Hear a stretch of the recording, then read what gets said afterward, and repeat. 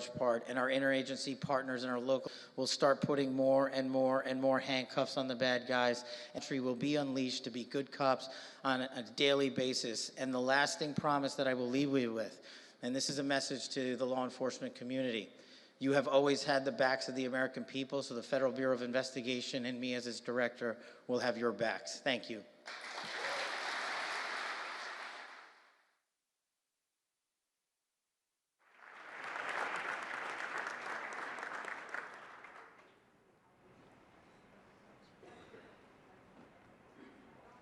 Ladies and gentlemen, please welcome Deputy Attorney General Todd Blanche.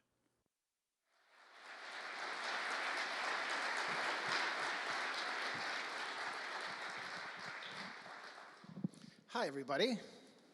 How we doing? So let me welcome you to the Department of Justice and our great hall.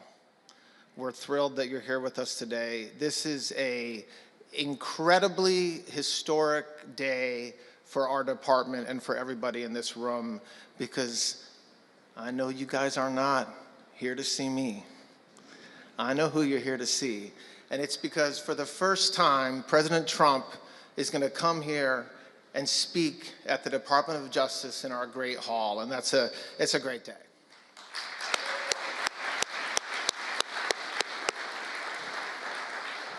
I want to thank we have a ton of special guests here today, and Attorney General Bondi is going to thank you as well. But thank you all for being here.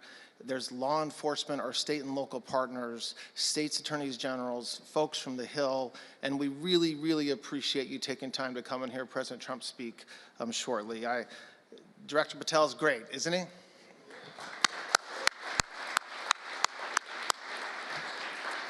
So like was just announced from above, my name's Todd Blanche and I'm the Deputy Attorney General. I will tell you that I love this department. Our mission, keeping our borders safe, keeping our cities safe, our rural communities safe, that's a great job. That's our mission, and we're executing, as Director Patel just said, on that mission right now. Some of you may know me because I represented President Trump over the past couple of years.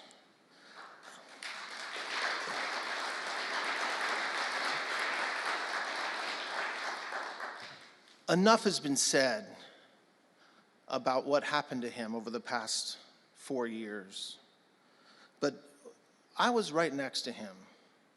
I stood next to him making that very stern, mean face that you saw.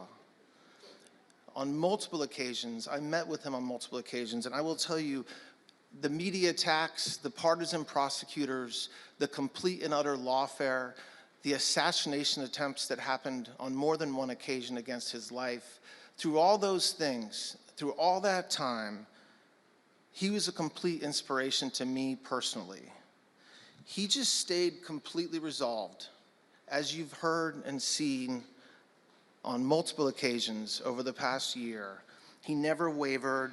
He was resolved to keep fighting on behalf of the American people, and that's the inspiration that I felt from him for the past several years, and it's the inspiration that drives me every single day.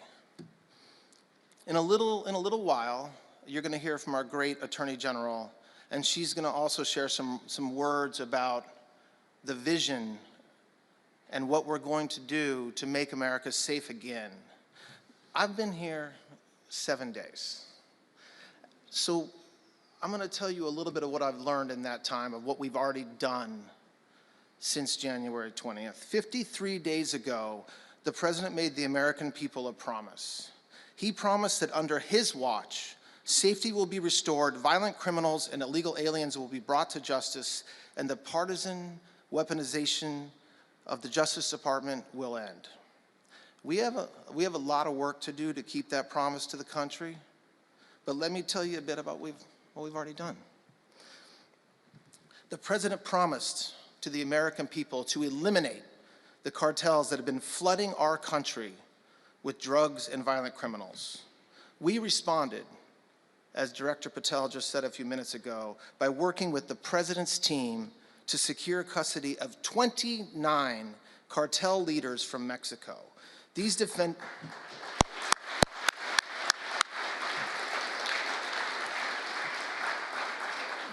defendants were responsible for horrific crimes, including murders, drug trafficking, money laundering, and we brought them to the United States where they will face justice. Now, among the criminals that we brought back from Mexico was RCQ, Rafael Caro Quintero. He led a vicious cartel and was responsible for the torture and murder of DE agent Kiki Camarena in 1985, 40 years ago. Now, the United States chased that man. Law enforcement from every agency chased that man for 40 years, and we got him.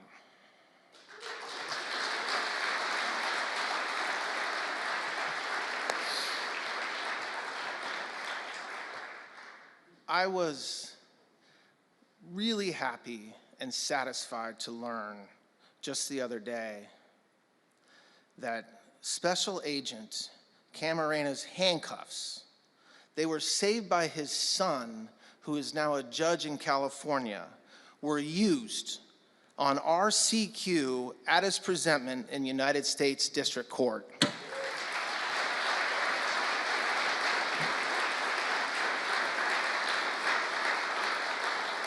We are not stopping at the 29 folks that we already brought here. We will continue to hunt down cartel members throughout America, Mexico, South America, and everywhere in the world. Last month, President Trump designated MS-13 and TDA and other cartels as foreign terrorist organizations. These designations are important to the Department of Justice. They allow us to charge members of the cartels and their affiliates with terrorism charges because they are terrorists. This designation reflects the damage that they have done to our communities everywhere in this country. They're of course not only harming our country and the people through more than just drug trafficking, but also all kinds of other illegal activities. And so the people that support him, both in the United States and abroad, will be targeted by us. The president promised to crack down on illegal immigration, and that has been a major problem in this country for a very long time. Since January 20th, just a couple months ago, DOJ prosecutors in our border districts have filed criminal cases against over 6,600 illegal aliens. That's worth clapping. In Arizona alone, we've charged over 3,000 illegal aliens in just the past 2 months.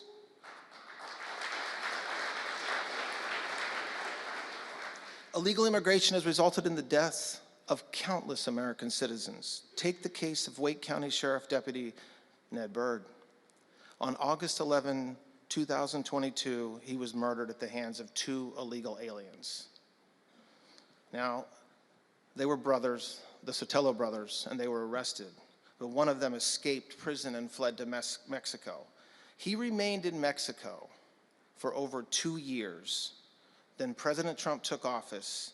The Justice Department and our law enforcement worked tirelessly, and he was brought back to the United States where he will face justice.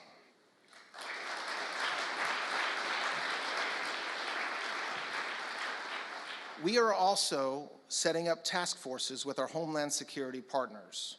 These task forces include the FBI, DEA, prosecutors, our state and local prosecution offices and law enforcement support, some of which are here today.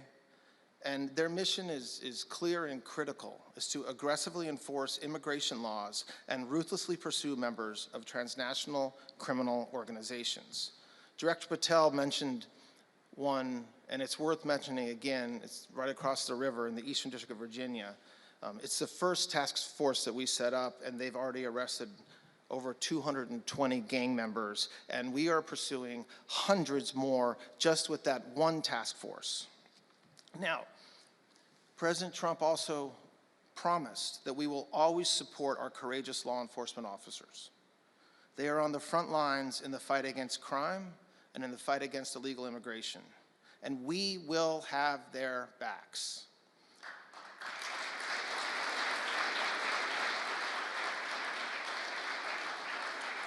In an executive order, the President directed us to seek the death penalty where appropriate for anyone who murders a law enforcement officer. 2 months ago, U.S. Border Patrol agent David Christopher Mayland was tragically murdered in Vermont. Last month, a federal grand jury indicted Teresa Youngblood for the shooting of Agent Mayland. We are strongly considering seeking the death penalty in that case. The President promised that under his watch, we will no longer stand by while universities tolerate and facilitate anti-Semitism and support of terrorism on their campuses.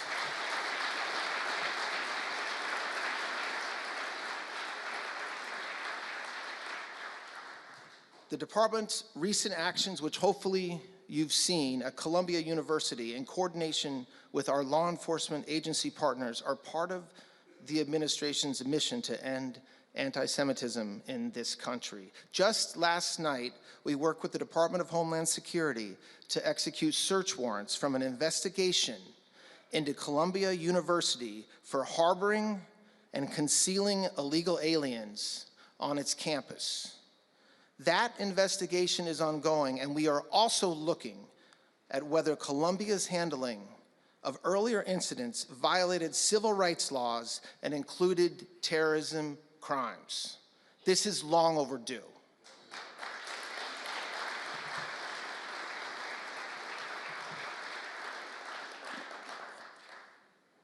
Let me be clear. Hamas is a terrorist organization. It has the blood of American citizens on its hands, innocent victims, many of whom are citizens of this country, have died because of Hamas's actions. Any person engaging in material support of terrorism will be prosecuted.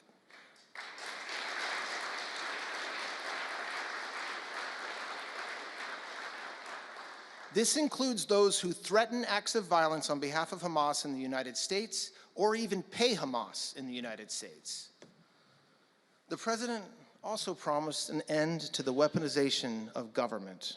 Our weaponization inquiries are ongoing. They include matters relating to J6, improper prosecutions under the FACE Act, and the case against Colorado elections clerk Tina Peters. Under General Bondi's watch, the weaponization has stopped, period. The department's focus is now squarely on our core mission, keeping the American people safe.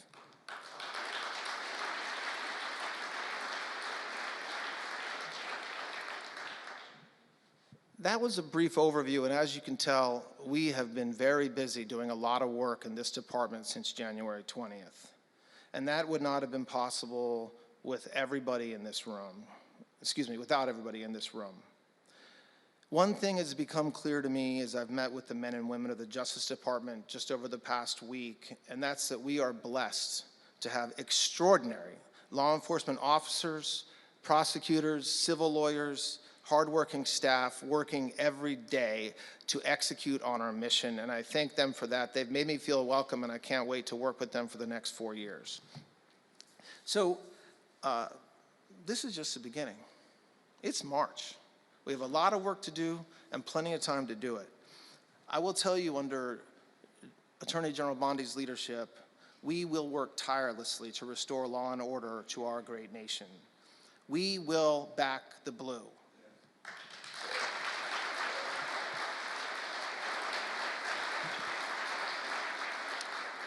And I couldn't agree more with what Cash said a few minutes ago, that we are going to go after violent criminals and illegal aliens throughout our nation. I'm gonna stop talking now, and there's gonna be a brief break. before you hear from the main event, Attorney General Bondi and the President of the United States. But I just want to thank, again, all of you folks for being here today. I want to thank President Trump for visiting us today on what is a truly historic day. And most of all, I want to thank all of you for being here. And we got a lot of work to do, and we're ready to do it. Thank you very much.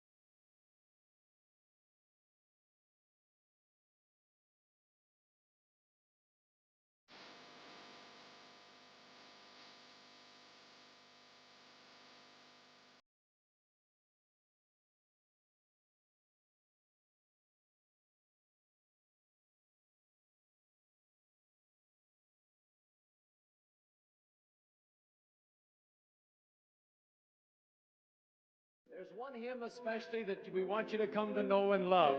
A great hymn of adoration. It's a Swedish hymn written in 1886. How Great Thou Art. Here in Melbourne, we have two crusade choirs. The ones you see on the platform this afternoon and down here have the red identification badge on, and we have a green choir which will be here tomorrow. We had over 1,400 of them registered.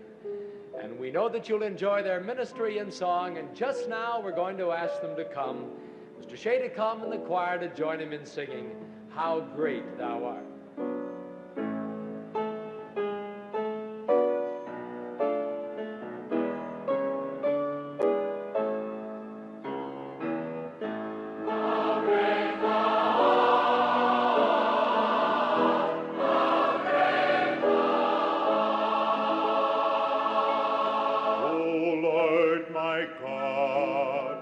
When I in awesome wonder consider all the worlds thy hands have made, I see the stars, I hear the rolling thunder, thy power throughout the universe displayed. Then sings my soul.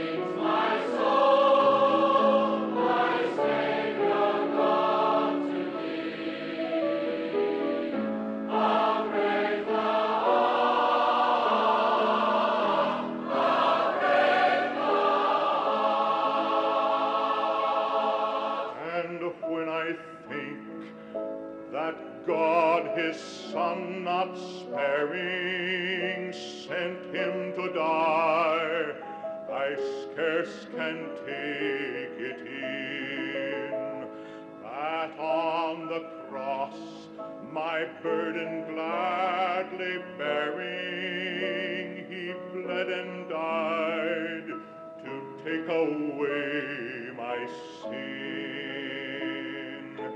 Then sings my soul, my Savior God to thee. How great thou art, how great thou art.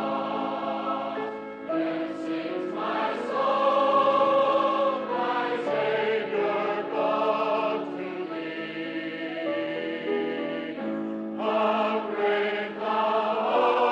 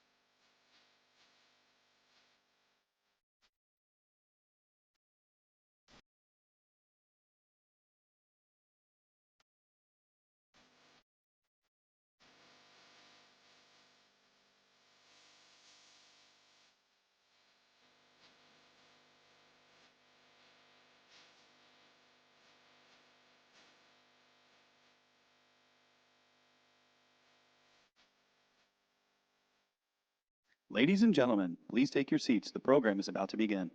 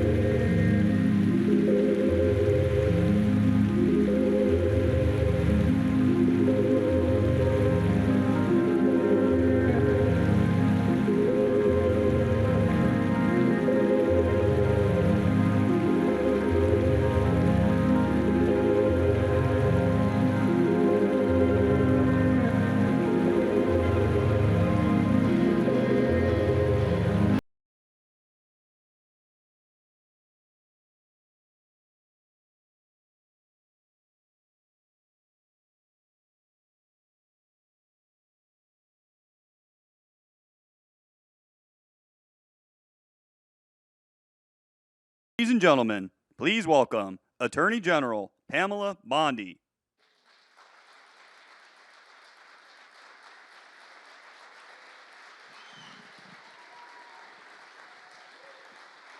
Hi, please be seated.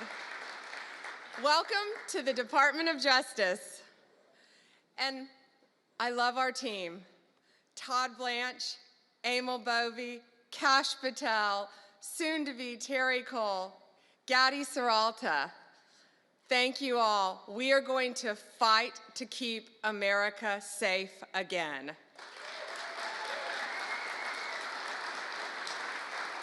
President Trump has prioritized tackling our nation's fentanyl crisis, and he has taken decisive action to fight it.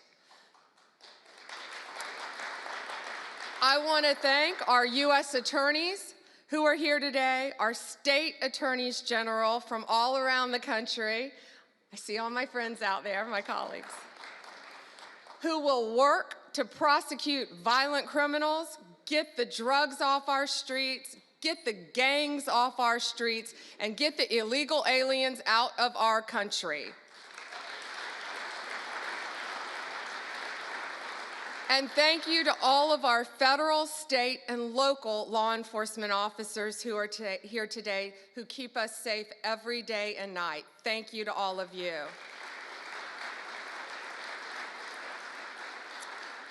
Today we have with us one of the most effective drug-seizing teams in the entire country.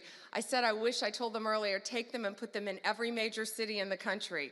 Since January, they have saved millions of lives taking drugs and illegal weapons off the streets of Boston. And Todd, they asked us for more U.S. attorneys. I told them we're on it. Could you all please stand? This is Boston's DEA strike team. Thank you all.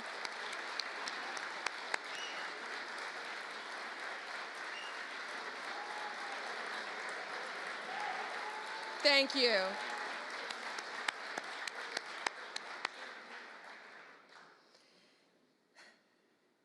We also have two angel moms here today. Anne lost her son. He was 15. He thought he was taking a Percocet at school, and it was laced with fentanyl. And he was beautiful. And I'm so sorry. But all of these people in this room, thanks to the directive of Donald Trump, are going to keep our streets safe and protect our kids. Thank you for being here.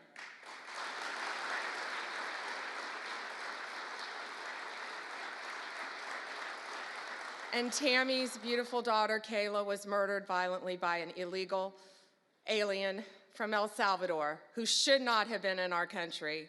And thanks to Donald Trump, they will all be deported very soon, thanks to his work, Homeland Security, and I say the unsung hero, Stephen Miller.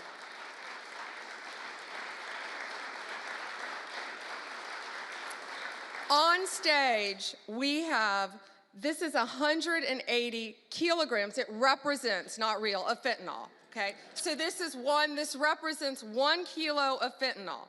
In its pure form, this 1 kilo can kill 500,000 people. The 180 there, in pure form, could kill 90 million people. That is the population of California, Texas, and Florida. That's what we're dealing with in our country. That's why angel moms go around the country. That's why Donald Trump has taken such a hard stance against cartels, securing our borders, getting these gangs and drugs out of our country. But look at that. That can kill 3 states in its pure form. That should terrify everyone. I see our senators made it. Did our senators? Thank you. However, taking the drugs off the streets is only half the battle. President Trump has secured our borders and will continue to fight the cartels throughout this country, deport them all, or lock them up for the rest of their lives, thanks to our prosecutors around this country where they belong. Under the last administration, cartels, criminals, they freely walked in and out of our country with impunity. No longer. Under Donald Trump, they live in fear, and they better live in fear because we're coming after all of them. I am so proud to have a team with Emil and Todd and all of our great team. And we all work for the greatest president in the history of our country. We are so proud to work at the directive of Donald Trump. It is, He will never stop fighting for us, and we will never stop fighting for him and for our country. It is an honor to welcome to the Department of Justice the 45th and the 47th Presidents of the United States.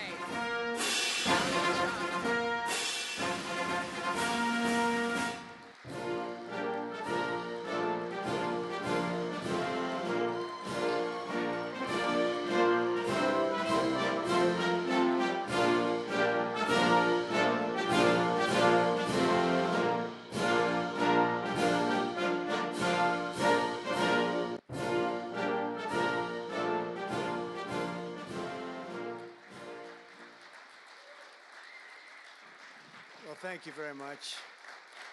Thank you. Thank you, Pam, very much. What a job you're doing. And it's a true honor to be with you today. This is a storied hall, if there ever was one. And based on the crowd, I think we broke the all-time record. But as we begin a proud new chapter in the chronicles of American justice, this really is something. We're turning the page on 4 long years of corruption, weaponization, and surrender to violent criminals, and we're restoring fair, equal, and impartial justice under the constitutional rule of law. And you're the people that are doing it. Very, very proud of all of you. Under the Trump administration, the DOJ and the FBI will once again become the premier crime-fighting agencies on the face of the earth. People ask me, what am I going to do about law enforcement all the time? The fake news back there, they're asking me that all the time. What am I going to do? And when are you going to do it? And I answer them by saying I've already done most of it by appointing the people that I've appointed. They're sitting right here. They've done most of it. I don't do it, they do it. Right, Pam? I think, oh, you are so tough, they just don't know yet. Let me begin by congratulating the incredible people who will lead these historic reforms. And we start with somebody that you just saw, Pam Bondi. She's extraordinary, and I've known her very well for a long time.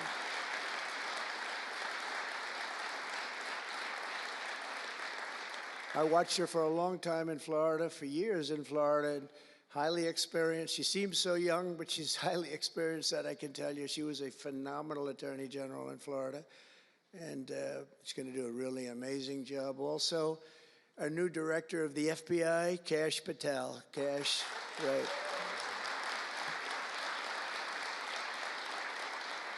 A man that I'm very proud of. I've known him and Emil for a long time under tremendous pressure. I saw these guys under some of the most corrupt judges.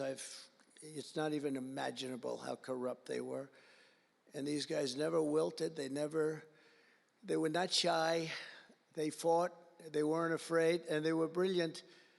Deputy Attorney General Todd Blanche and Principal Associate Deputy Attorney Emil Beauvais. And thank you both very much. Right. Great people. They're great people.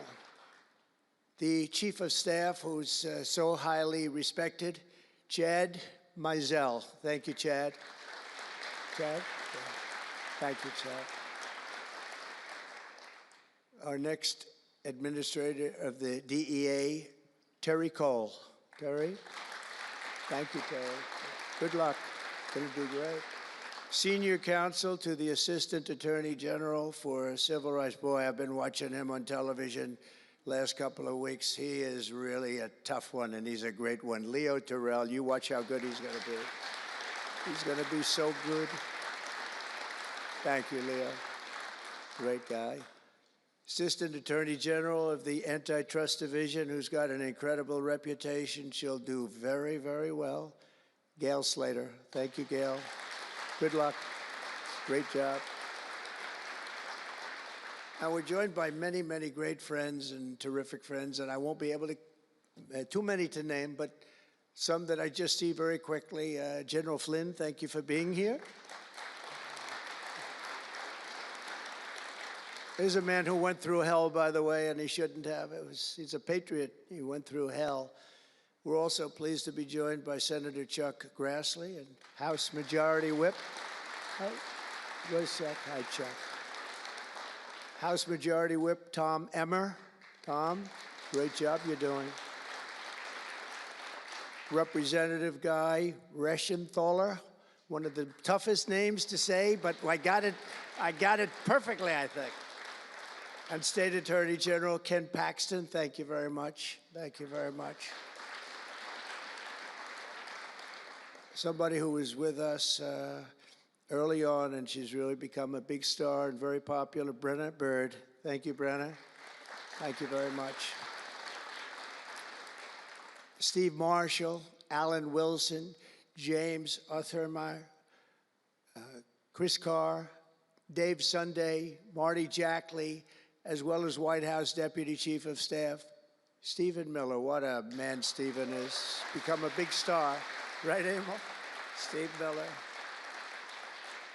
Steve has been something very special. For generations, the Federal Department of Justice was one of America's most revered institutions. The men and women of the DOJ brought down the mafia, hunted down the killers, kingpins, and spies, tracked down terrorists and traitors, and tore down corrupt political machines all across America. This department commanded the respect and admiration of the entire world. And with Pam and Cash and all of the people I introduced and far more, big numbers, and all of you sitting back there, I recognize so many of you. But with you leading the way, it'll soon be the most admired and most respected of all. You're going to be more respected, and I really believe that there's also a lot of things to solve, a lot of problems to solve. But that's going to put you in the upper tier and maybe the top tier, and I believe that's going to happen. I'm so proud of the people in this room. But first, we must be honest about the lies and abuses that have occurred within these walls. Unfortunately, in recent years, a corrupt group of hacks and radicals within the ranks of the American government obliterated the trust and goodwill built up over generations. They weaponized the vast powers of our intelligence and law enforcement agencies to try and thwart the will of the American people. You remember the 51 intelligence agents that said, as an example, that Hunter Biden's laptop from hell came from Russia when they knew it came right from his bedroom. They knew that. It was a big lie, and they knew it so well. They spied on my campaign, launched one hoax and disinformation operation after another, broke the law on a colossal scale, persecuted my family, staff, and supporters, raided my home, Mar-a-Lago, and did everything within their power to prevent me from becoming the President of the United States. With the help of radicals like Mark Elias, Mark Pomerantz, and these are people that nobody's ever seen anything like it. So many others, but these are people that are bad people, really bad people. They tried to turn America into a corrupt, communist, and third world country.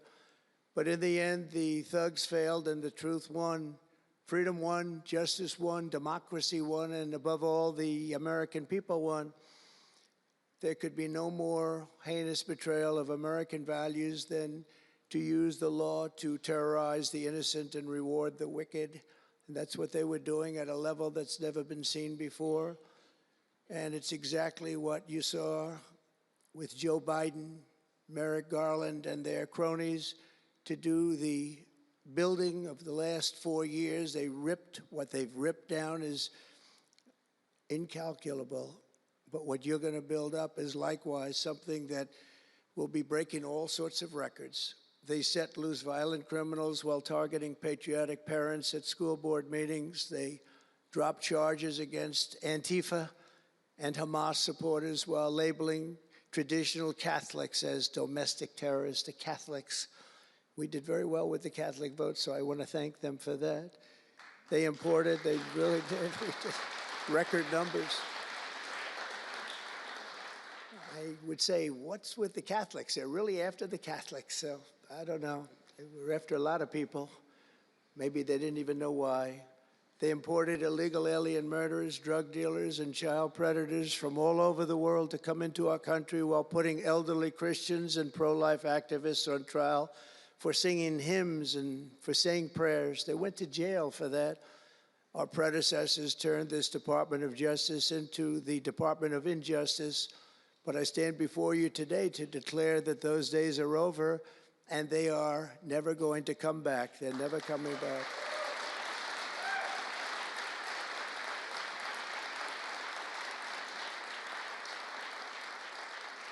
So now, as the chief law enforcement officer in our country, I will insist upon and demand full and complete accountability for the wrongs and abuses that have occurred.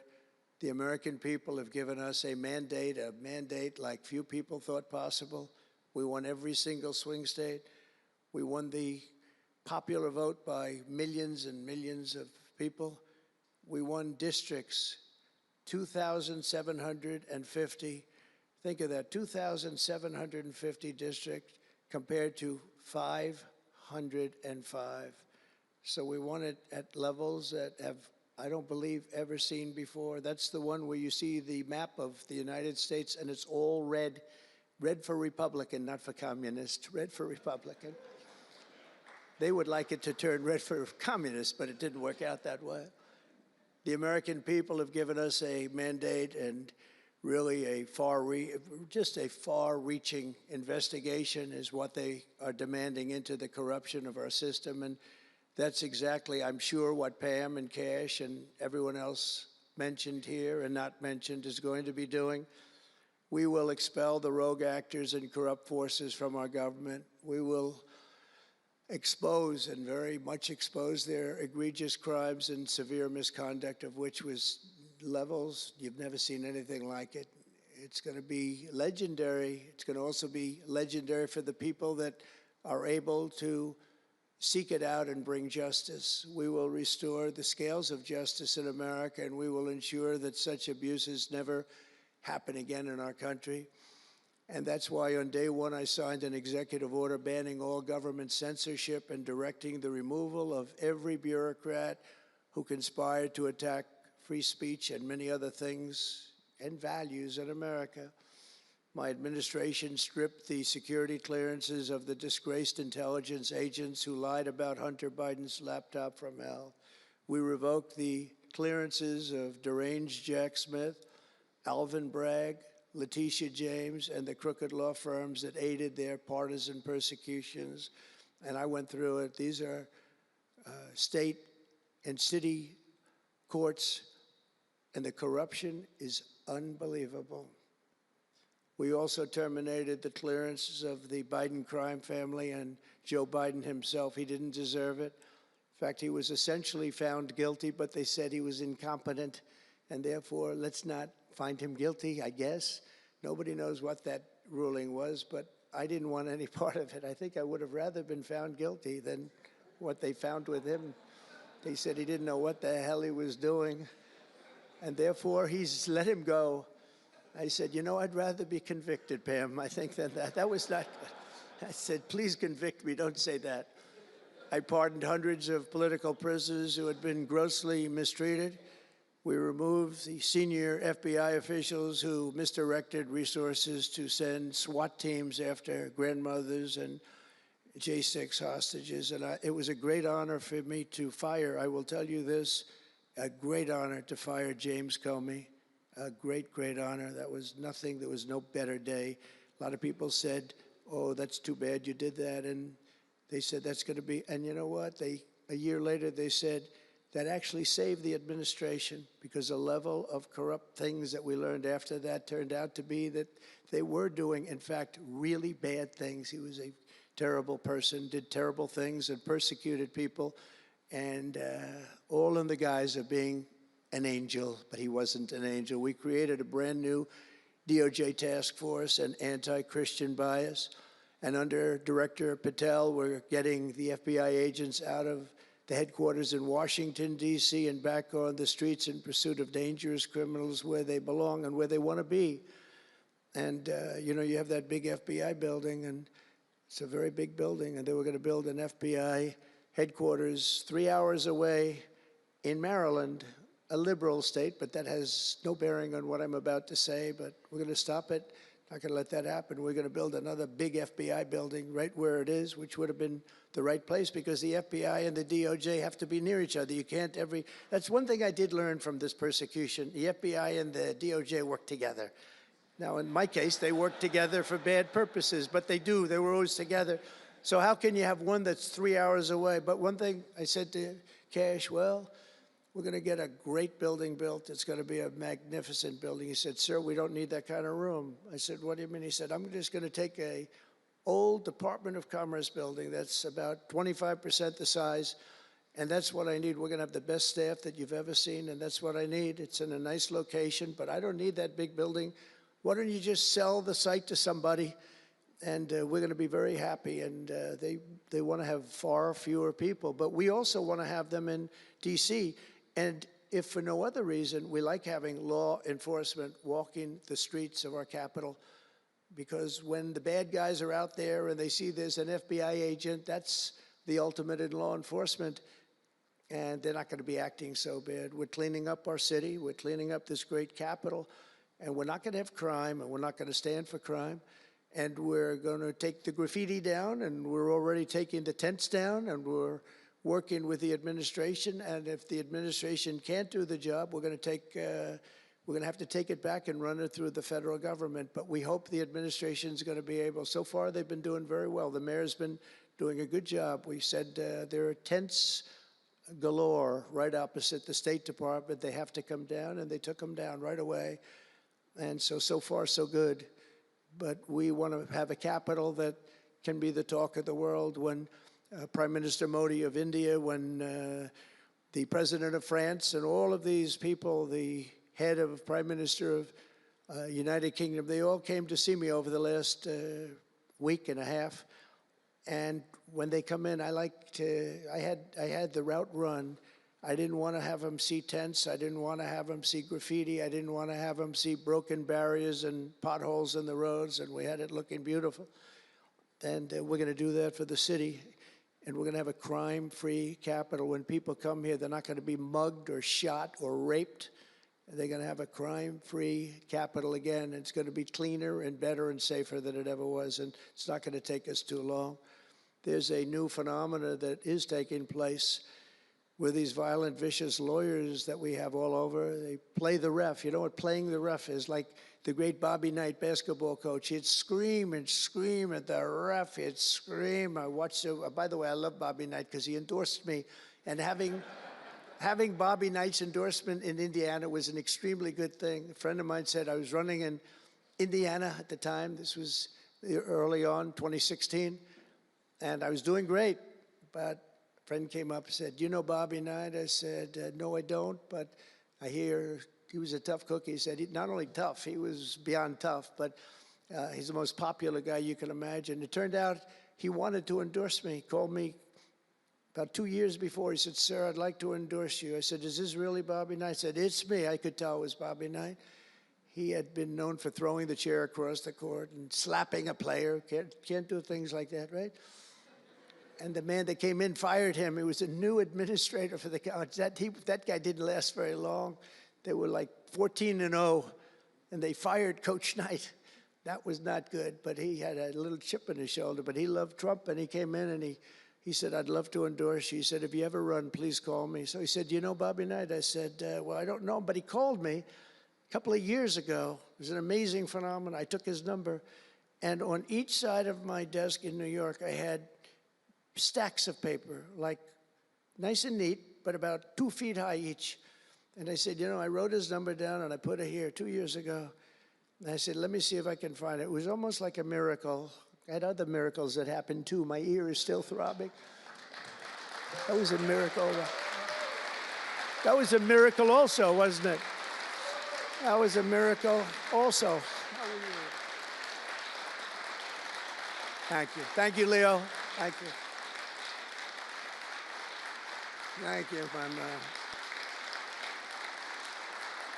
That was a miracle. Anyway, okay, that's very nice. Thank you. But So he said, Bobby Knight. So I said, I put his name down and I wrote it down. It's in one of these stacks. I lifted up. There would have to be 2,000 to 3,000 pages in each stack. I lifted it up, the first one, had no idea. And there was his name on a little card, Bobby Knight with his number. It was like incredible. I tell that story all the time. And I called him and dialed a number. He said, I've been waiting for you to call. And he went out and he made a speech for me in a packed arena in Indiana, and it was over. It was over. He was a tough guy. He actually went a little far, if you remember. He made a great speech because he was actually a motivational type guy, to put it mildly. But he left the stage, and then I'm talking, and he walks back onto the stage. I said, uh-oh, this is trouble. Why is he coming back? He was a big guy, too. Why is he coming back? He said, may I say a few more words? I said, yeah, go ahead, Bobby, say a few more words, a little different. And he said, and let me tell you something about this guy, Trump. This guy, if he has to, will use the nuclear weapons that we have. He will use he has no fear. He's going to use, and that's the kind of guy. And he walked off the stage. I said, I think I'm in big trouble, Pam. That was not good, but it worked out okay. In the meantime, we won the state in a landslide, and it was great. And it was just an amazing period of time. But this is the most amazing period of time. I think this is more amazing. What's taken place is more amazing. I think it's more consequential. And if we do the job, one of the big media outlets said what we did was the most consequential election in the last 129 years. Well, if we do the job that we're all capable of doing, I think it's going to prove to be that and then some. And that's what we want to do. We have a real big shot at making this country so great, so great. What happened to our country was so sad. What they've done in 4 years to our country with the borders, with Afghanistan, the most embarrassing period of time, allowing the Russian situation, it was never going to happen with Ukraine. Allowing October 7th to happen would have never happened because under me, Iran was totally broke. They had no money. They weren't giving any money to Hamas or Hezbollah. It was totally broke. But allowing inflation, look at what inflation's done to people, been so devastating. And now you see that, by the way, price of eggs is down 35% in the last week and a half. We're doing a good job. Brooke is doing a good job. Brooke Rollins and everybody. And inflation's down, interest rates are down, gasoline has come down to a level that we haven't seen in a long time. All things that we wanted to do, because then everything else is going to be coming down. We want it to come down. We want bacon to come down, and groceries, a term I used to use. It's sort of an old-fashioned term, but I used to use it on the campaign trail, those last 90 perfect, beautiful days. We just hit it. And I want to thank Susie. You have done a great job, Susie Wiles. Great job, Susie. A big magazine just named her the most powerful woman in the world, and that's okay with me. She is the most powerful woman. You think about it, John, right? The most powerful woman in the world, but she's great.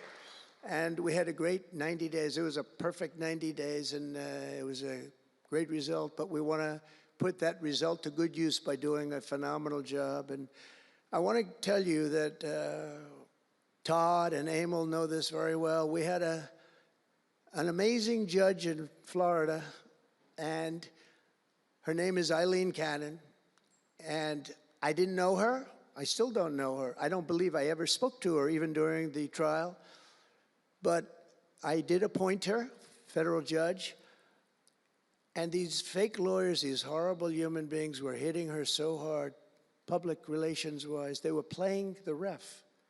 I don't think it's legal. I don't think it's legal. They might as well go out and just shout it in a courthouse. They were saying she was slow, she wasn't smart, she was totally biased, she loved Trump. I didn't know her, other than I saw her the couple of days that I was in court, and I thought her decorum was amazing. Anything bad they could say, though, they were saying about her, it was whatever they could say bad about a human being, all made up, because actually she was brilliant. She moved quickly. She was the absolute model of what a judge should be, and she was strong and tough. And how do you get them to stop if you're a judge? How do you get them to stop with the playing the ref? Bobby Knight would play the ref. That's why I brought up the Bobby Knight story. He would play the ref. He'd scream at the ref. He'd scream so hard. Oh, boy, it was terrible, actually. And the people would come up, his assistant coaches would come up to players. Coach, don't do that. Don't do it. He said he's not going to change his tune, coach. He called it. He's not changing. I don't care. And he's screaming. That's when he threw the chair. He starts going crazy. And he said, no, he's not going to change this time, but he's going to change for the next play. And sure as hell he did. You know, Bobby, by the way, had the last undefeated team in basketball.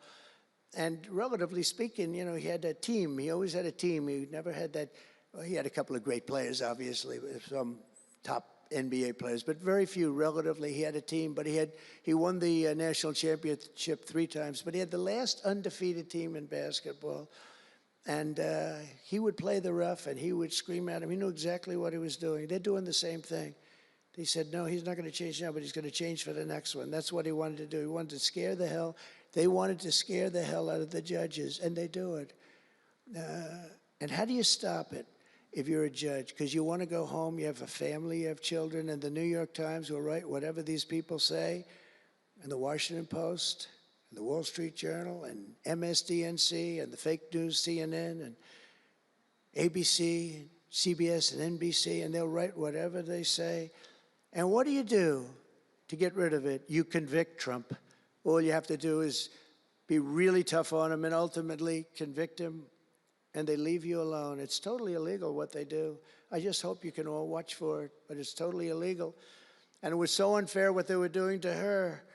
But they do it all the time with judges. But in her case, she was very courageous, and it only made her angry. Wouldn't you say? It just made her angry. She didn't like it. A lot of them say, oh, please don't say that about me. My family, what's my husband going to say? What's my wife going to say, or my kids? Please don't say that. And it had absolutely no impact on her in the case against me, which was a case, I will not use a bad word. I promised my wife I would never use a bad word, so just a little bad. The case against me was bullshit. And she correctly dismissed it. She correctly, look at Emil, he's looking, that's interesting. But these 2 guys were warriors. You got a warrior here. You got 2 warriors, I can tell you that. You got a whole bunch of them. But, and they wouldn't quit. They wouldn't take no for an answer. They just wouldn't quit. These 2 people right up here, and some others that are involved with it indirectly. And what the lawyers do is they're doing it to the Supreme Court justices, hoping that they'll be overcome by the horrible things they say about them. They say things about Supreme Court justices and judges that are just horrible. They're playing the ref. Remember the way they treated Justice Thomas and Justice Alito and Justice Kavanaugh, Justice Gorsuch. Chief Justice Roberts get treated unbelievably badly, and they're hoping that they can sway them to go along because, again, what do? They're humans. You know, like it would be wonderful if everybody was just a perfect computer machine, but they're not. They're humans, and they don't want to be accused of many, many things, including gross incompetence. They don't like it, and they don't want it. There's not much they can do about it. You know, they're in a position they can't really fight back really very well. And so what they do is sometimes they get weak.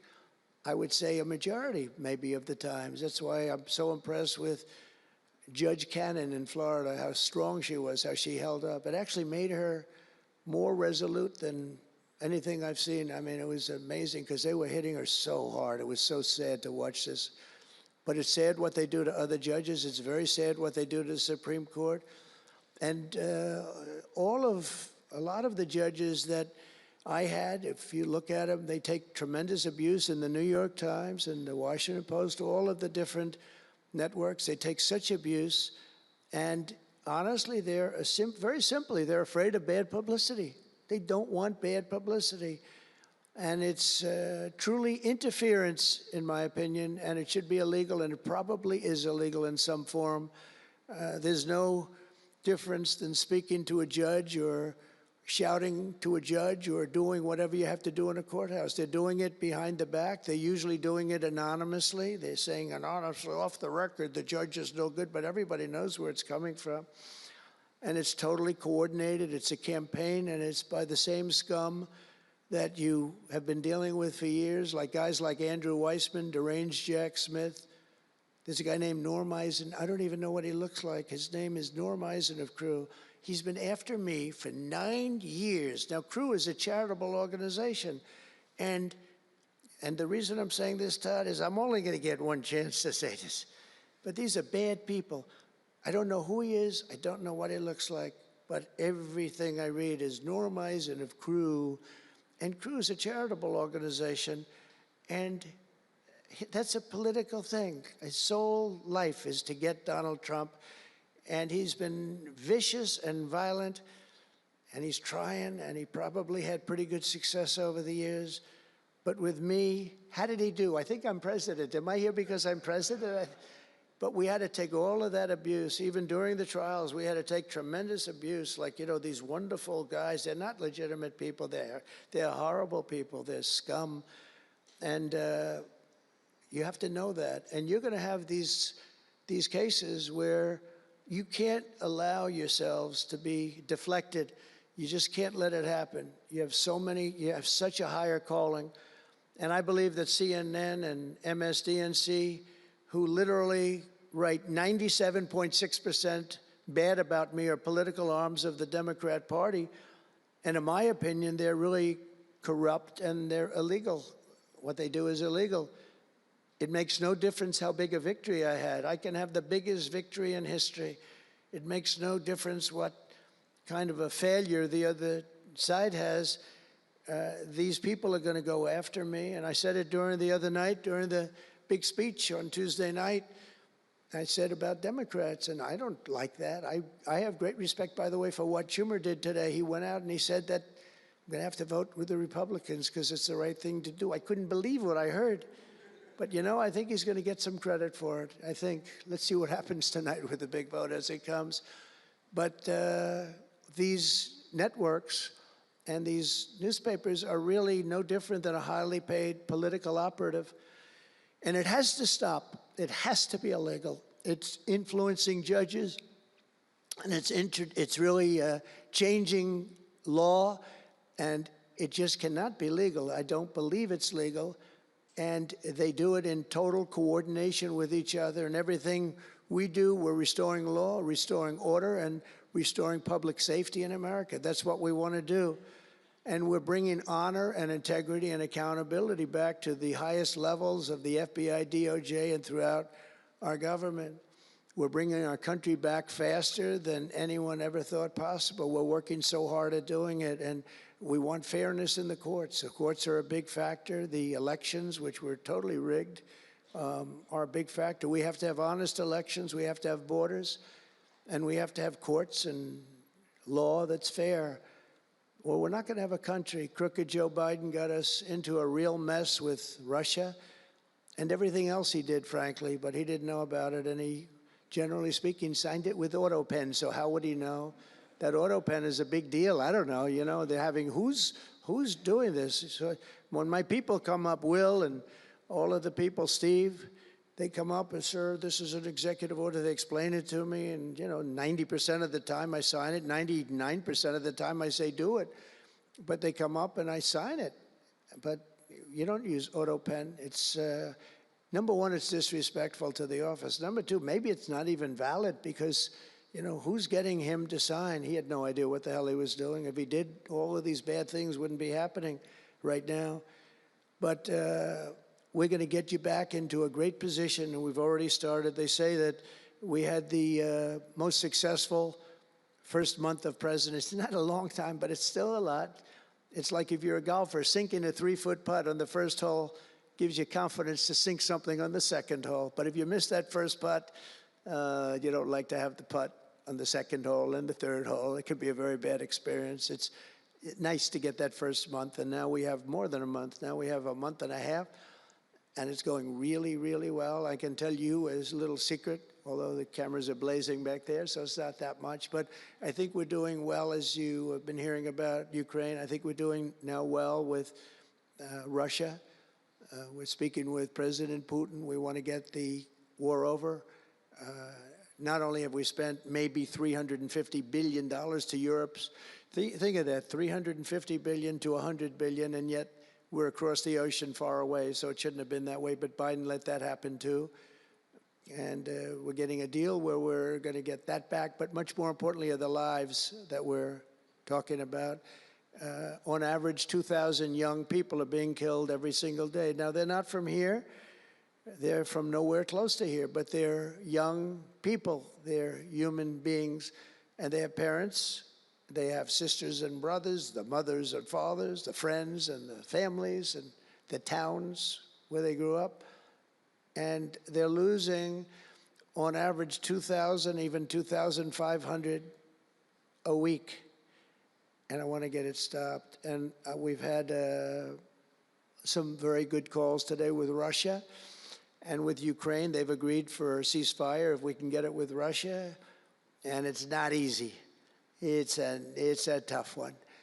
But I think we're doing it. And as the Secretary General said yesterday of NATO, a terrific guy, he said without Trump, we wouldn't be talking about it. It would just go on for years, and millions more people, millions of people have been killed, but millions more people would be killed. And he said it was a great honor. Without me, it would just keep going on. We're looking for the ceasefire now with Russia, and we've had some very good talks about it. We've had some very good responses. And I can tell you that there was a case where there would have been no war if I were president, and it's just 100% would not have happened, would never have happened. I used to speak to President Putin a lot about it. I said, don't do it. Don't do it. I won't tell you what the consequence was. I won't tell you what he said. But if he believed even 5% of what I said, then he would say, I'm not going to do it. And I think he did. But we had a good relationship, and we had a professional relationship, and his respect for this country. And I think we've had some very good results. So, you know, I haven't been able to say that to anybody else. I haven't wanted to say it until just before I came here. I got some pretty good news. So, but we have to see what happens. It's still a long way to go. The fighting is unbelievable. Russia has a large group of Ukrainian soldiers, as we speak, surrounded and in grave danger. They've been able to surround them. They're in grave danger. Biden should have never let this war happen. First of all, you don't want to pick on somebody that's a lot larger than you, even with the money. There's a lot of money that we gave them and a lot of equipment. We make the best military equipment in the world, but even with all of that, it's unbelievable. Right now, you have a lot of Ukrainian soldiers that are encircled and in grave danger, and I've asked them not to kill those soldiers, please, not to kill those soldiers. We don't want them killed. It's such a shame to see what's happened. A thing like that would have never happened. Inflation would have never happened. October 7th would have never happened. Israel, Iran had no money. They were totally broke. Think of it. They had no money to give to anybody. They were totally broke. And within a short period of time, as soon as Biden came in, he took out all the sanctions. In China and everybody else that wasn't buying oil from Iran was buying it at levels that they never spent before. And it was a sad thing. And if you look at Afghanistan, that was probably what got Putin started, because when he looked at how horribly we looked, I think the most embarrassing day, not that we got out because we were getting out, I would have been out faster than them. I was the one that got it down to the right level. But we would have kept Bagram, the big Air Force base. We would have kept it. Right now, China occupies Bagram. And the reason we would have kept it is because they were 1 hour away from where China has and builds its nuclear missiles and weapons. And they gave that up.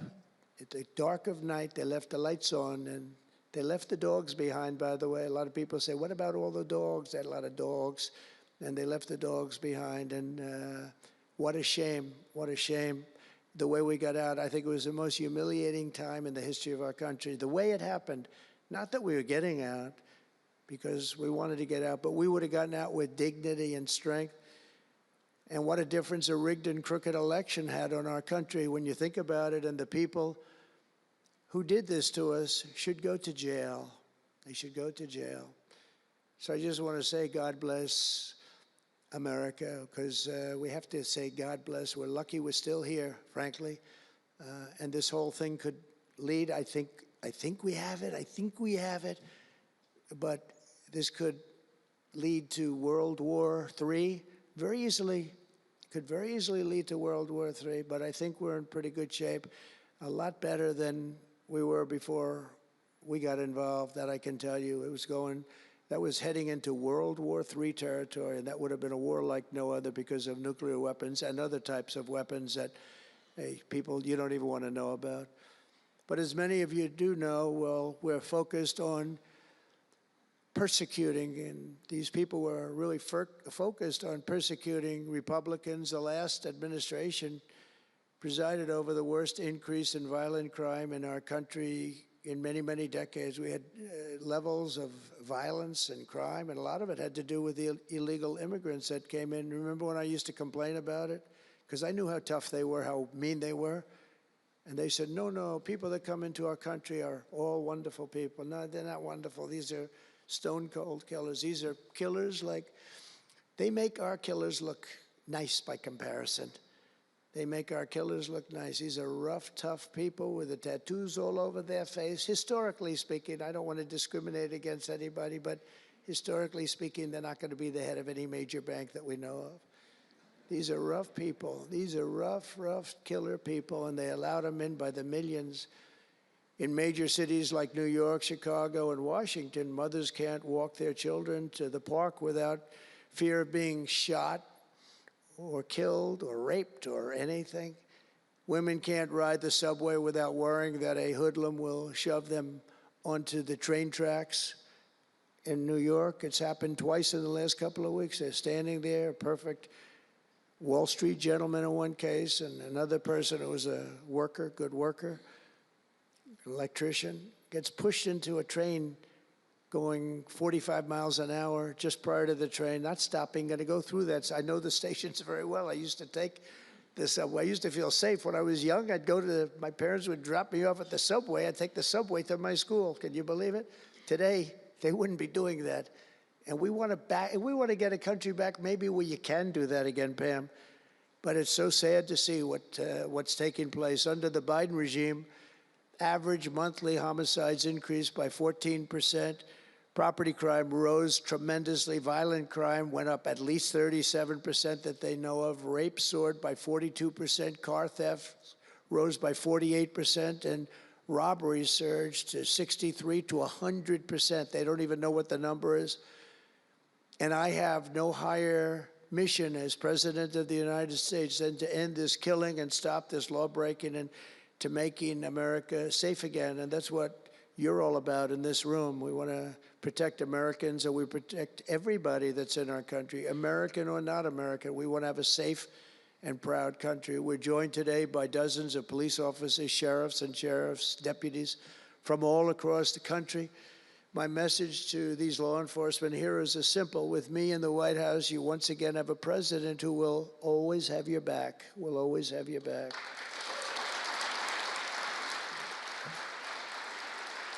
Thank you, fellas.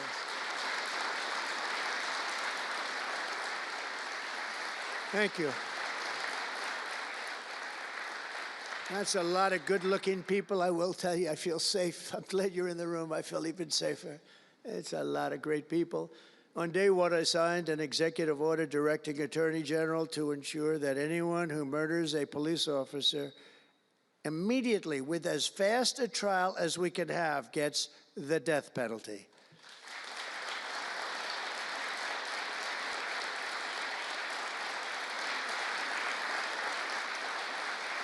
And last month, I fired all the radical left pro-crime U.S. attorneys appointed by Joe Biden. There were so many that were bad. And I know there were some that were probably very good, but there were so many that were so bad and so evil, so corrupt.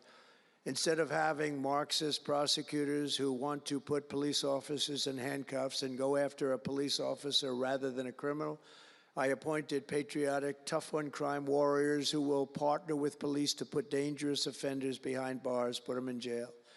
We're fully reviving 1033 program to provide state and local law enforcement with surplus military equipment, that we have so much of it. I did it in my last administration, and I remember Obama wouldn't do it. He wouldn't do it before me, would not do it, because he thought it made them look too strong, too military. I said, no, that's what I want them to look like. I want them to look strong. And it was protective, defensive equipment. We had billions of dollars. I gave it out, and now I'm going to have a chance to give it out again. They didn't want to do it with Biden, and Biden didn't know why. I didn't, if they would have asked him, he wouldn't have been able to answer the question. He could never answer a question. They said my press conference yesterday was longer than all of Biden's press conferences put together for the last 4 years. And I don't know if that's true, but it was close. And perhaps most importantly, we're securing our border and repelling the invasion of America. We have, you see the numbers have come down. So, and Tom Homan and Christie have been incredible. Christie Noem, Secretary, she's done great. And Tom Homan is, I don't know if Tom Homan's here, but wherever he may be, I think he's chasing people out of our country. If he was here, I'd almost be disappointed. What are you doing, Tom? But he's a fantastic guy, and he's a brave guy. Over the past 4 years, other countries emptied out their prisons and jails, mental institutions, and insane asylums, and sent the killers, drug smugglers, and bloodthirsty inmates from the filthiest dungeons of the world straight into the USA. And open border. We had an open border policy. Anybody could come in, no matter what you were, no matter where you came from, no matter what you looked like, no matter what you were doing, no matter what you did, no matter how many people you murdered, you could come right into our country. We have murderers right now walking the streets. We're joined today by Tammy Nobles, whose 20-year-old daughter, Kayla, was attacked in her home 3 years ago, horrifically assaulted and strangled to death by an illegal alien MS-13 monster set loose into our country under the open border Biden regime.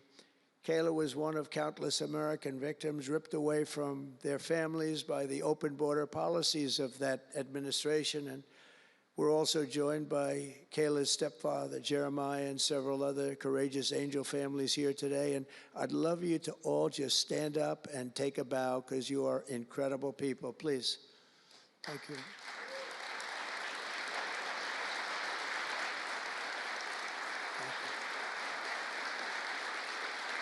Thank you.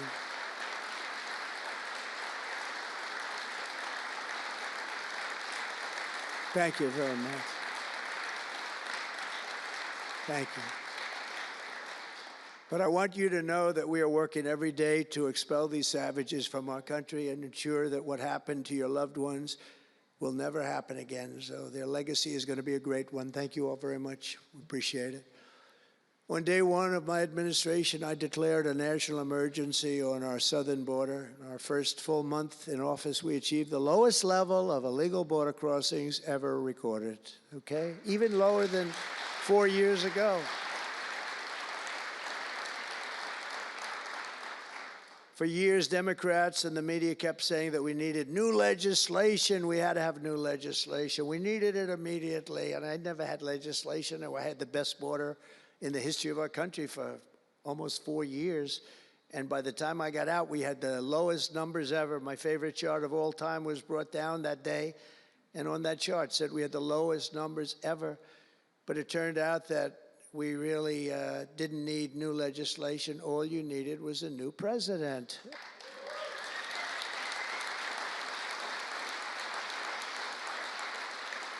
And I said that the other night. That's all you needed was a new president saying, close the borders, because the Border Patrol is unbelievable, ICE is unbelievable, and all of our law enforcement is just incredible. All of you guys are amazing, and the people of our country respect you and they love you. And a lot of times you don't hear that because you have to listen to the fake news back there, but they have great respect for you. So I just want you to know that. And you know, that includes our fire departments too. They don't get spoken about enough. You know, they go into some of the areas I read where they're shooting them off ladders. Can you believe it? They go up to put out a fire, Leo, and they go and they shoot them off a ladder. It's just unbelievable. These firemen and women are incredible. So I want to put them in the same category because they're just incredible. I also like that the fact they voted for me like at 94%. So I have to mention them. I have no choice, right? But the truth is they're phenomenal people. The law enforcement, fire, everybody, they're phenomenal. Basically first responders, because that's what they are. They're first responders. And we're ending the migrant occupation of America. And what we're doing now is we're liberating our cities and our suburbs and our towns. And you see a big difference. I'm getting calls all the time from even leaders of other countries saying, sir, the whole world feels liberated now. It feels like there's a light over America, but there's a light over the whole world. I hear that so much. It's so nice to hear, too. And I feel it. I mean, I feel it. I look at it. I see the polls. I don't know if the polls are right, but they're certainly very good. I'll take them right now. It's amazing, amazing what's taken place in such a short period of time, really 6 weeks, but it's longer than that. It's really November 5th. I think that hopefully will go down, if you do your job great, it'll go down as the most important day, one of them at least in the history of our country. You know, July 4th was pretty, 1776, it was pretty important too. But let's see if we can top it. Can we top it? I don't know. That's a tough one, but we're going to try. But it will be one of the most important days in the history of our country. So I think, and I think everybody in this room wants that to happen. Last month, we officially designated MS-13 and Tren de Aragua. That's the Venezuelan gang, the toughest gang, they say, in the world, and the Mexican drug cartels as foreign terrorist organizations. That's a big deal. Nobody wanted to do that in the past.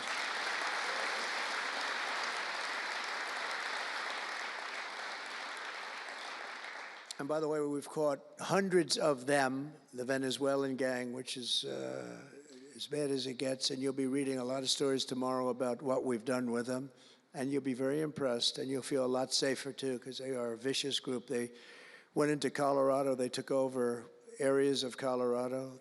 They sort of were like me. They were in the real estate business, but they didn't go out and get financing. They just took over a building and kept it. And they said to the tenants, get the hell out of here. One man called the police, and they cut off his fingers. And they say, you call again, your other fingers, and you call a third time, and you're dead. These are tough people and bad people, and we're getting them out of our country. And some are so bad, we don't want to get them out. We have to put them in jail because we don't want to even take a chance that they can come back. Thanks to our efforts, Mexico recently handed over 29 of the biggest cartel leaders, including the depraved kingpin charged with the 1985 murder of DE agent Kiki Camarena. And that was a big deal, if you know. They've been looking for this person for years, many years, and we got him. This evil killer will be now prosecuted to the fullest extent of the law. And we know that, well, it's, let's put it this way, I have to be nice. It's a very strong case.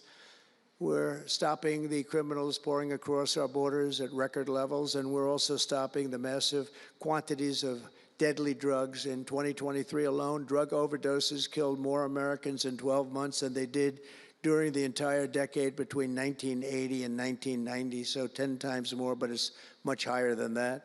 More Americans died from fentanyl last year than died in the Korean War, or the Iraq War, or the Afghanistan War, all of them combined.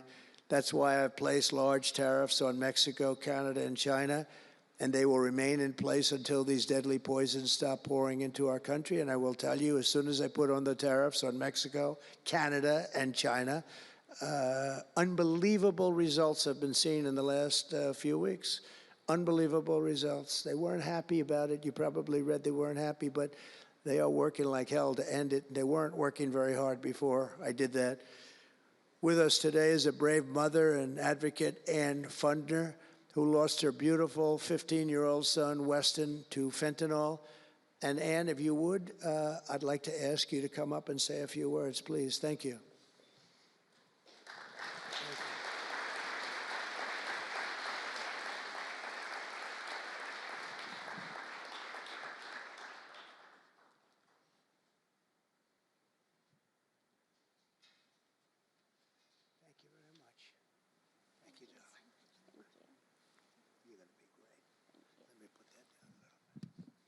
Thank you. Well, first I want to say thank you. I think this is the biggest honor of my entire life, being on stage with President Trump. But I want to tell you a little bit about my son, Weston, who absolutely loved President Trump.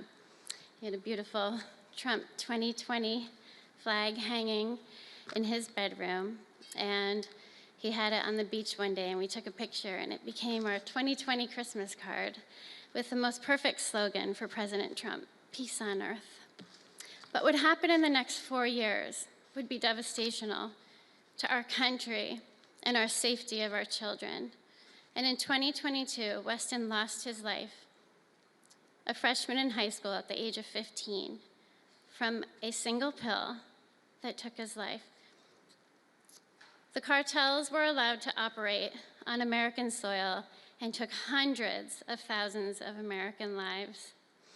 And so we knew there was only one person that could save us from the devastation on our American soil, and that was President Trump.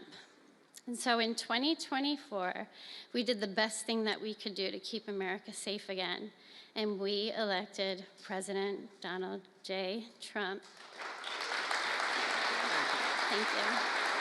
Thank you. Thank you.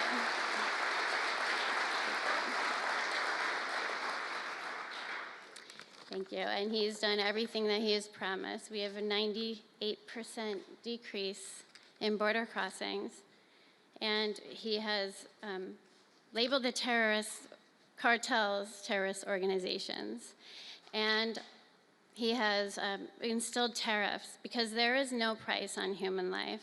And so I feel like I can speak for the entire fentanyl fighting community when I say thank you to President Trump, and thank you to Pam Bondi and everyone out here who is fighting this fight. God bless you. God bless you, President Trump. And God bless America. Thank you.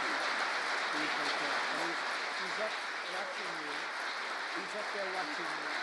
And he's so proud of Mom.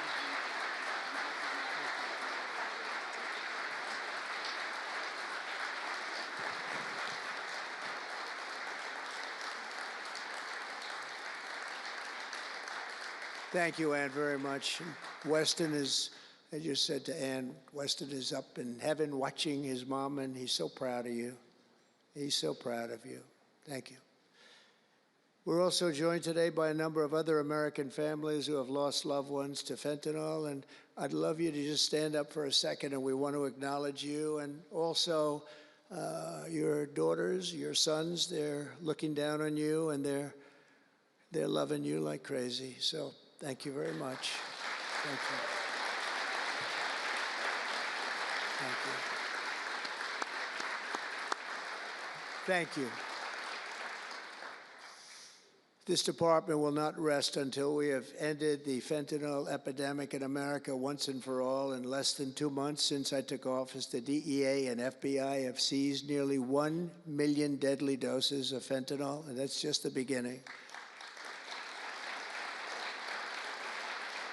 At my direction and working with Pam and everybody else, we've launched an all-out war on fentanyl traffickers, and it's a war that we're going to win. We're going to win this war. I spoke with the president of Mexico, very nice woman, very fine woman, and I said, let me ask you, you're sending a lot of drugs into our country. We're not liking it at all. Can't do that. But I said, is Mexico, does it have much of a drug? She said, no, we're not a consuming nation. I thought it was an interesting term. And I said, why? And which I've heard also, by the way, they're not a consuming nation. They distribute, but they don't consume. But I said, why are you not a consumer? Well, we're very close with family. I said, so we're very close with family, too. I mean, our families are being devastated, and we're just as close. Why else? She said, well, we spend a lot of money on advertising saying how bad drugs are. They're very rough ads. They show the skin falling off and the teeth falling out and going blind and losing hair and everything that these things do. You look like you just came out of a horrible concentration camp. And she said it was, they're rough ads. And it's not often that I feel I've learned something from a phone call, because I've had a lot of phone calls over my life. But I realized right then and there what a great idea that is. And we have hired Susie, a great person, who did a lot of our campaign work, and we've come up with an advertising campaign that's, I think, really incredible. More than anything else, it's It's terrible to watch. Terrible to watch. It's the only way it's going to work. And I would be, because we got the numbers down, 18% would have a blue ribbon committee headed by the First Lady of the United States, who everyone loves, and some of her friends. And, you know, they work so hard, but it's a tough deal. They're dealing with very smart and very vicious people. You know, some of those businesses, those cartels are run better than any business in America. They say they're run incredibly, not just here, they all over the world. They're run like a major business, but in many cases better. And I said, we got it 18% down. Well, 18% is incredible. It's like a record, but when you think of it, it's not very much. And the way you get it down, if you want to get it down to close to 100%, is with the death penalty. But I think maybe America is not ready for that. China has the death penalty. Singapore has the death penalty. Various places have the death penalty. Wherever you have the death penalty, you don't have drugs. But I just don't know if this country is ready for it. So I tell people, and it's always an option, but I don't know. I just don't know if you're ready for it, and that's okay. It's nothing you can do. But what we're going to do is we're doing this campaign, and I think we can get it down 50% with this campaign, because when people see all the horrible things that these drugs do to you, we're especially focused on fentanyl. When they see all of the horrible things that happen when you take drugs, how you look, you lose your look. Everyone's vain. They don't want to lose their look. The look is so important. And I think when they see these things, they may say, you know what, I'm going to take a pass. But there is big danger. Pam and I were talking about it before. A lot of people are taking fentanyl and not even knowing. They think they're doing something else, or maybe taking another drug, but at a much lower level. And they die. You can put on the pin, think of this, the head of a pin, fentanyl, and it's too much, and it will kill the strongest person in the room. And it's amazing. But we're going to do this campaign. It's going to be launched fairly soon, Susie. And I think it's going to have a big impact. I think if we got it down by another 30, 35 points, and I really believe we can. I think that's an incredible idea. So I thank the president of Mexico, actually. It was a call on tariffs, and we talked about drugs. And she gave me an idea that I think will be very successful, and based on what I saw, it's going to be amazing. Under our leadership, this department is once again laser focused on protecting the American people. We're defending our borders, our streets, our children, and our good, really God-given, this is God-given rights and liberties once and for all. We're going to defend our country, and we're going to defend our rights. Etched onto the walls of this building are the words English philosopher John Locke said, "Where law ends, tyranny begins." And I see that, and I saw it over the last 4 years when somebody was allowed to attack viciously with this department and the FBI. His political opponent, how did that work out? Didn't work out too well, but it wasn't pleasant. It wasn't pleasant. I was attacked by a political opponent, and probably it helped that I was attacked more than anybody in the history of our country. Alphonse Capone, the great Alphonse Capone, legendary, Scarface, was attacked only a tiny fraction of what Trump was attacked. And maybe it worked out well, I don't know. If I had to give it up, I probably wouldn't, but only because I've gone through it. But I wonder what the difference would be. Maybe they helped get me elected by those margins, the big mandate that we received. But you can't go after your political opponent. Nobody's ever seen anything like it, actually. And hopefully they won't see anything like it. But now, with the return of law and order, the entire world is witnessing the triumph of American justice and American freedom. That's why we're here today, gathered with people that have love for our country.